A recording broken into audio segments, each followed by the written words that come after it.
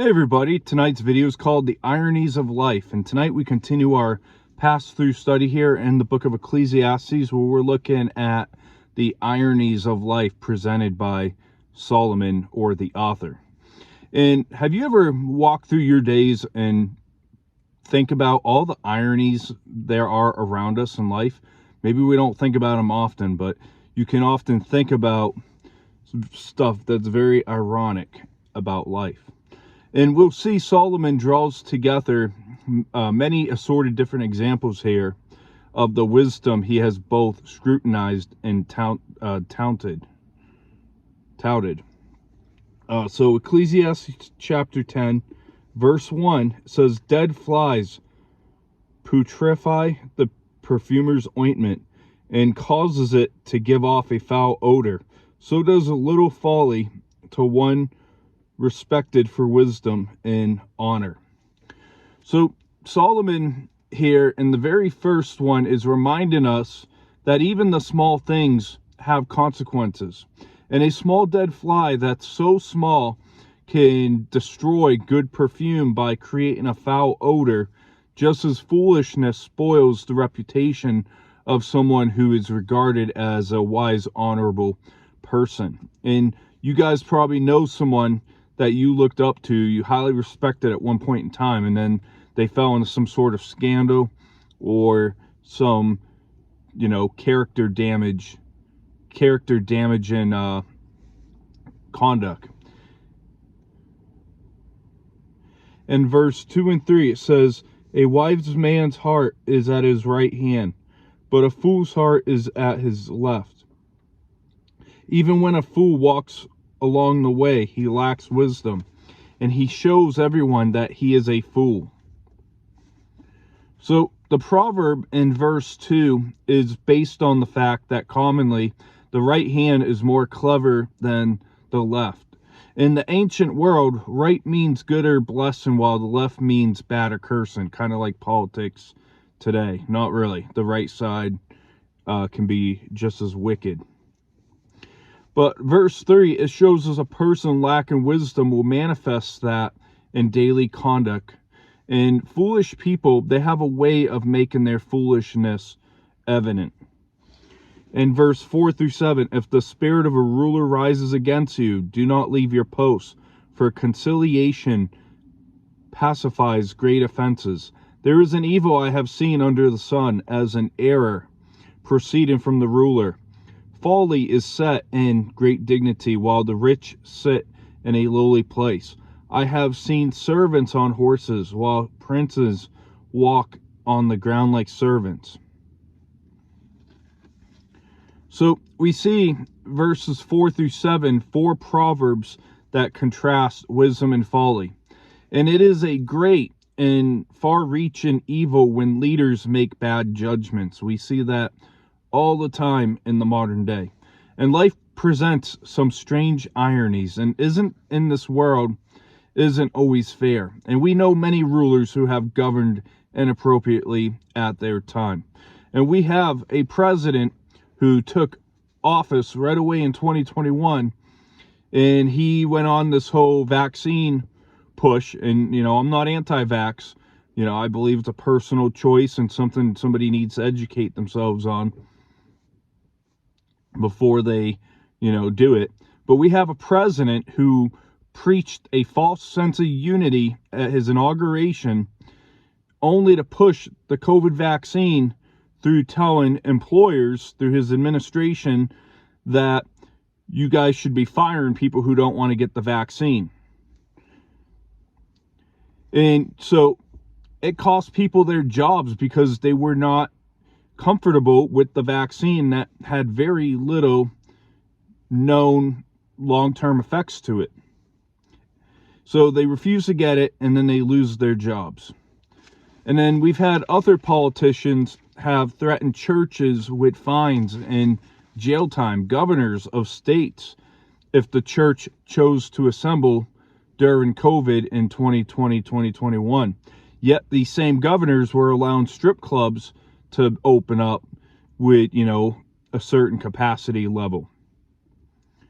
And in verse 6, it implies that these rich are wise and they should be in high places occupied by fools. And the preacher wants to remind us here that not all is fair in this life, if you haven't gotten that understanding already.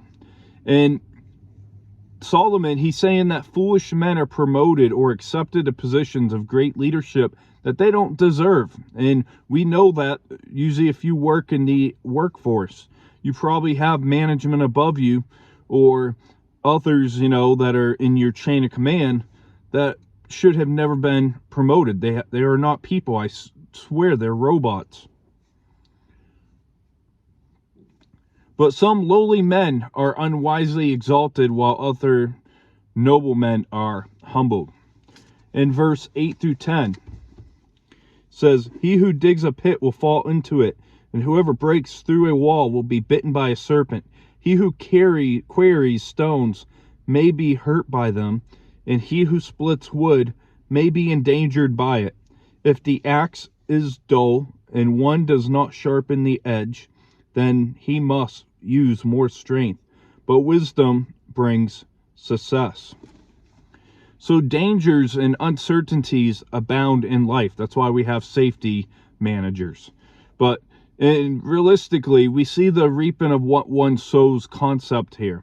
And a little wisdom will ease off the efforts of life. And even though life experiences don't always turn out the way we hope for, wise living usually produces a good outcome.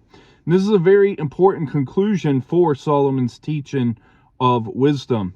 And Solomon listed several examples of those who did wrong or foolish things and as a result suffered from it. And the fool will continue to use a dull axe instead of taking the time and being wise and sharpen that axe. And the fool doesn't wisely consider the future and how wise use of one's time in the present can make for a better future. They do not invest for better results. In verse 11 through 14, it says, "A serpent may bite when it is not charmed.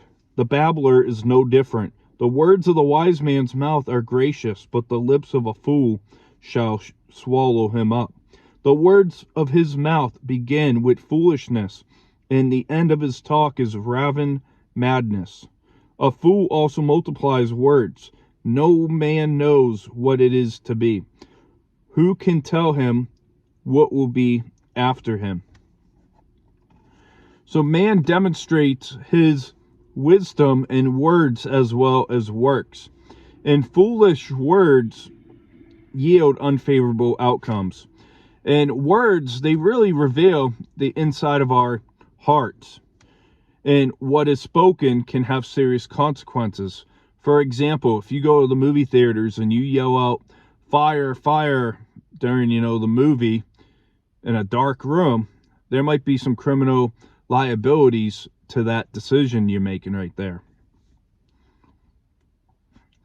Or maybe you go on TikTok or Facebook Live or whatever else is out there, and you make a threat against a executive member of the government leadership, and next thing you know, the FBI and the Secret Service didn't take that as, maybe you meant it as a joke. They don't take it as a joke. They come right to your door and have some words with you and probably take you to spend time with them.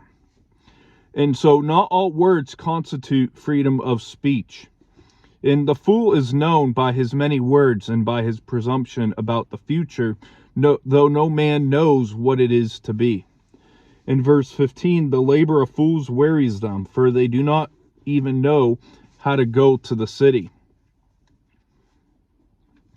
So here's a proverb for ignorance with regard to the most ordinary matters, which extends even to spiritual realities. And if a fool cannot find a town, how could he possibly locate God? And the fool has no desire to work, or else they become quickly wearied. And they can't see that it's wise to work now in order to prepare for the future. And they live their life as if their life was meaningless and directionless. And verse 16 through 20 to finish the chapter says, "Woe to you, O land, when your king is a child, and your princes feast in the morning. Blessed are you, O land, when your king is the son of nobles, and your princes feast at the proper time, for strength and not for drunkenness. Because of laziness the building decays, and through idleness of hands the house leaks. A feast is made for laughter, and wine makes merry, but money answers everything. Do not curse the king, even in your thought. Do not curse the rich, even in your bedroom. For a bird of the air may carry your voice, and a bird in flight may tell the matter." So these verses 16 through 20, they touch the positive and negative aspects of life under the king. In the beginning and end marked by the word king.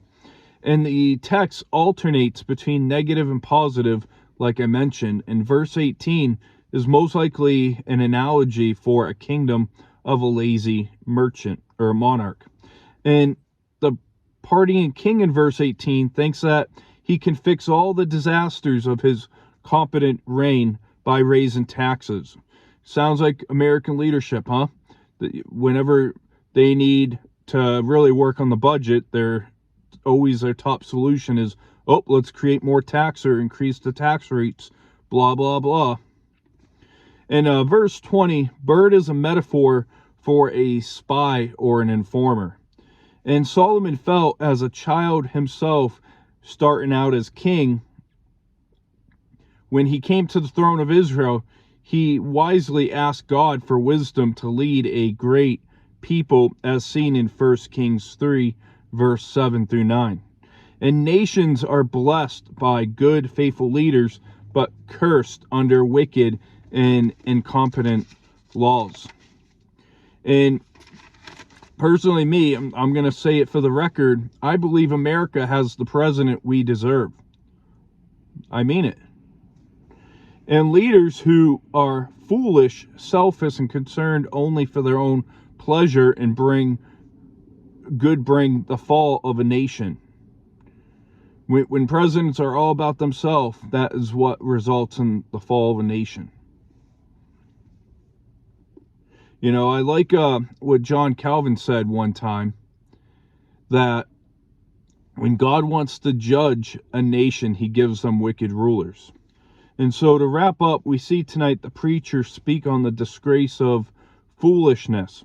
And foolishness disgraces a wise man's honor. And verse 2 and 3 says that foolishness cannot be hidden.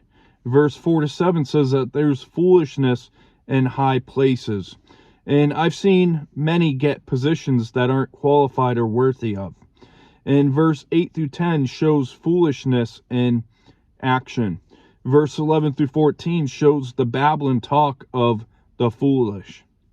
Now I wanted to look at Matthew chapter 12 to see what Jesus had to say about our words that we speak. Matthew 12 verse 34. It says here, "Brood of vipers, how can you, being evil, speak good things? For out of the abundance of the heart the mouth speaks. A good man out of the good treasure of his heart brings forth good things, and an evil man brings out the evil treasures, brings forth evil things." Let me reread verse 35 as I butchered it. "A good man out of good treasure of his heart brings forth good things, and an evil man out of the evil treasure brings forth evil things. But I say to you that every idle word men may speak, they will give account of it in the day of judgment. For by your words you will be justified, and by your words you will be condemned." So, as I mentioned already, words reveal the heart condition and will be dealt with in the day of judgment. In verse 15, it shows the fool at work. And the preacher ends the chapter with speaking about how a foolish man can bring a corruption upon a nation. And that's going to wrap up our chapter today. And we'll see you next on Saturday for a topical message. You'll have to wait till Saturday morning to hear what the topic is this week, because it's something I haven't posted about since 2022. So I'm going to leave you hanging with a cliffhanger right there. And so I hope to see you this weekend, and God bless. Have a great rest of your week.